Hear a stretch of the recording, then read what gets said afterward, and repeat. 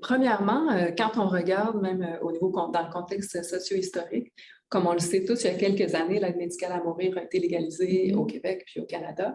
Et puis, un des objectifs de la loi qui sous-tend l'aide médicale à mourir, c'est de soulager les souffrances psychologiques et physiques des personnes qui sont en fin de vie. Les critères ont changé avec le temps. Maintenant, le critère de fin de vie est plus obligatoire. Les gens doivent rencontrer ce critère-là, mais la souffrance reste au cœur de la loi.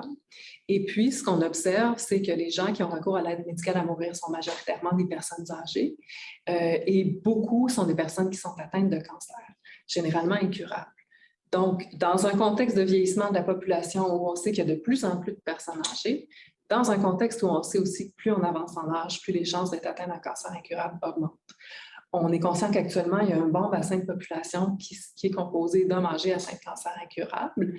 Et de manière un peu paradoxale, même s'ils sont nombreux, il y a très peu de recherches qui nous informent par rapport aux souffrances qu'ils vivent. Donc, il y a des recherches qui sont faites sur les douleurs, comment les soulager, des recherches médicales, etc., qui sont évidemment fort importantes, mais très peu sur les souffrances psychiques qu'ils peuvent vivre.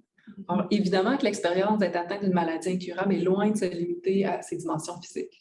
Il y a beaucoup de répercussions au niveau psychologique, puis l'expérience de souffrance. Ces personnes-là qui sont en fin de vie vont souvent faire face à des émotions très intenses, à un processus psychologique très, très intense, ou donner sens, ou à tout le moins soulager certaines des souffrances qu'ils sont en train de vivre, ou de se sentir soutenus dans ces souffrances-là. C'est quelque chose qui peut vraiment aider à traverser.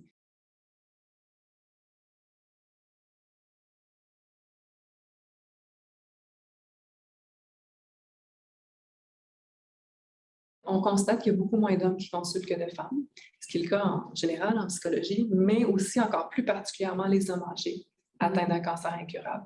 Donc, ils nous ont dit que c'est particulièrement important pour nous de mieux comprendre c'est quoi les souffrances qu'ils vivent puis comment les soulager, parce que c'est possible que les interventions qu'on fait sont plus adaptées à une réalité féminine que masculine. Donc, il y avait ce désir-là de comprendre l'expérience des hommes plus précisément. Quand on explore toute la dimension de genre, on explore avec ces hommes-là comment est-ce qu'ils portent la réalité d'être un homme âgé, atteint d'une maladie grave, comment on peut exprimer ou non ses souffrances dans ce contexte-là. Parce que ce qu'on voit quand on va chercher au niveau des écrits qui sont en sexologie, en sociologie aussi, on sait qu'on est dans un contexte de ce qui s'appelle l'hégémonie masculine, où on propose des modèles masculins qui sont très limités, où on associe la masculinité, le fait d'être un vrai homme, en guillemets, au fait d'être un homme fort, qui souvent va être en posture d'autorité par rapport à autrui, ou qui va prendre soin d'autrui, qui exprime peu ses émotions, qui peut être dans une position de domination, etc. Donc là, on voit qu'il y a des écueils parce que quand les personnes vieillissent, sont dans une posture plus de dépendance et encore plus lorsqu'ils sont atteints d'une maladie grave, ça devient très difficile de correspondre à ces espèces d'idéaux-là sociaux de la masculinité. Donc, beaucoup d'hommes vont ressentir un malaise à exprimer leur souffrance ou encore ne sauront pas comment s'y prendre. Puis c'est ce qu'on voit dans nos résultats actuellement. Certains hommes qui nous disent je voudrais parler de ma souffrance, mais je ne sais pas comment faire.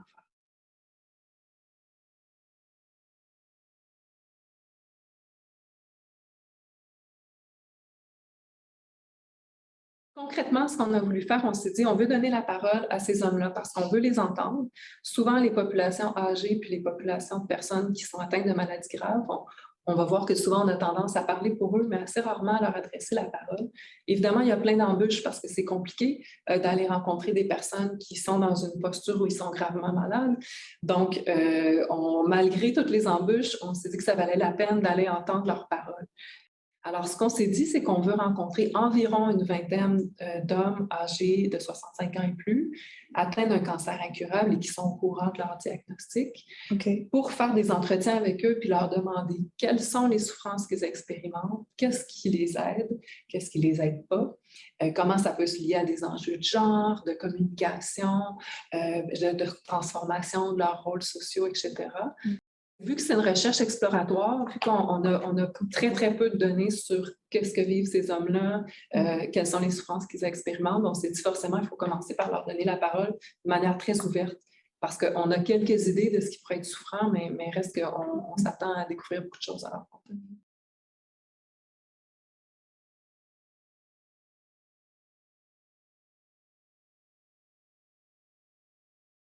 Donc, une grande, grande demande du côté des soignants, des intervenants de tout type qui travaillent avec cette population-là, qui veulent un peu mieux comprendre c'est quoi la nature des souffrances pour être mieux outillés pour intervenir d'une manière qui ressemble davantage à la réalité de ces hommes-là.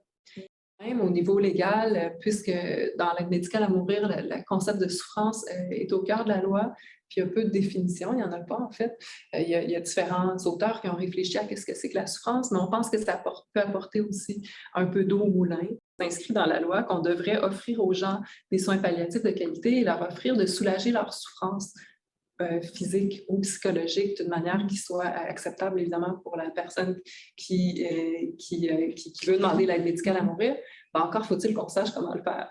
Si on ne sait pas quelles sont les souffrances qui sont vécues, on ne sait pas tellement comment intervenir.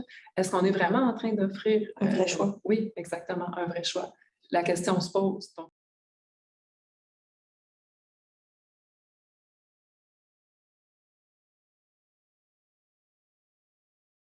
il y a cette visée-là de proposer un autre regard sur le vieillissement masculin, sur qu'est-ce que c'est qu'être un homme quand on atteint une maladie grave, quand on avance en âge, pour proposer d'autres choses, d'autres modèles, une vision des choses élargie. Puis même chose pour les personnes aussi en fin de vie, proposer aussi peut-être une réflexion à la lumière de ce qu'ils entendent de d'autres personnes. Ça peut apporter des éclairages sur ah oui, je suis en train d'expérimenter ça, mon expérience est vraiment différente. Donc, ça peut faire résonner des choses en eux. Donc, ça aussi, ça peut être vraiment riche.